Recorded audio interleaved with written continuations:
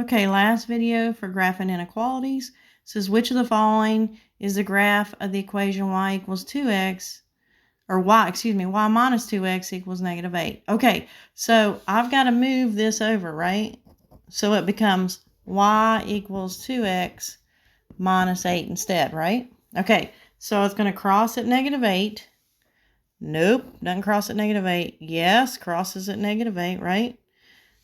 Nope, doesn't cross at negative 8. Yep, crosses at negative 8. No, doesn't cross at negative 8. So now I know it's either B or D, right? And my slope is a positive 2, so it has to be going up from left to right, so my answer has to be D. Make sense? Okay, 2x minus 8. Negative 8, that's my y-intercept, right? So it has to cross at negative 8. There's only 2 that cross at negative 8. And then my slope is positive 2, so it has to be going up from left to right. Okay, number 12 is an interesting one. If we think about this, when I'm dealing with absolute value, it says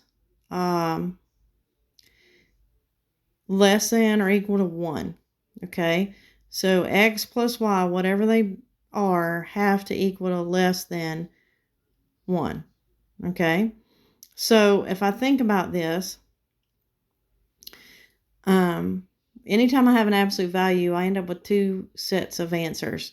So there's going to be 2 lines involved. So I can rule out H and K without doing any math. And then J doesn't make any sense at all because I can't plug any number on one end and get 1, okay?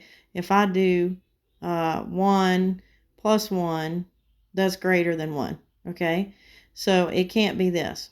So if I think about this, I'm left with F and G. Now let's just use some common sense real quick. If I pick a number greater than 1 for X and a number greater than 1 for Y, which is in the shaded region, that's going to give me a value greater than 1. I need it less than or equal to. So by default, it has to be F, okay, without having to do any of the math, okay? All right. 13. One of the following graphs shows only points where the y-coordinate is 4 greater than the x-coordinate. Okay, so in other words, if I have points like this, if x is 0, then y would be 4, right? Because it's 4 more. If x was 1, then y would be 5. If x is 2, then y would be 6, okay? So if I think about it, 0, 4, right? So I'm starting at 0, 4.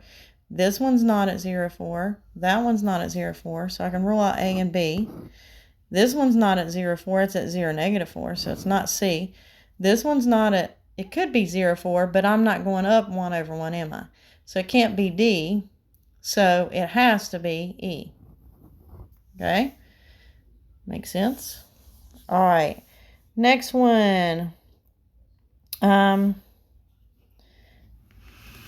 So if x and y in the coordinate plane, it says if the x-coordinate and the y-coordinate at point Z are both negative, then point Z must be located in, remember before, quadrant 3 is only one where they're both negative.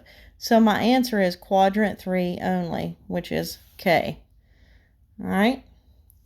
And very last question. The triangle here, okay, they want to know the equation for YZ. YZ is a vertical line. Vertical lines are always x equals something, okay? So if I look, I only have one, x equals some number, that's B, I'm done, okay? Don't have to do anything else.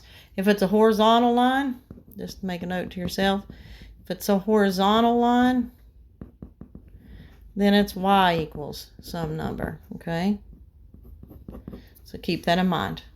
I hope that was helpful.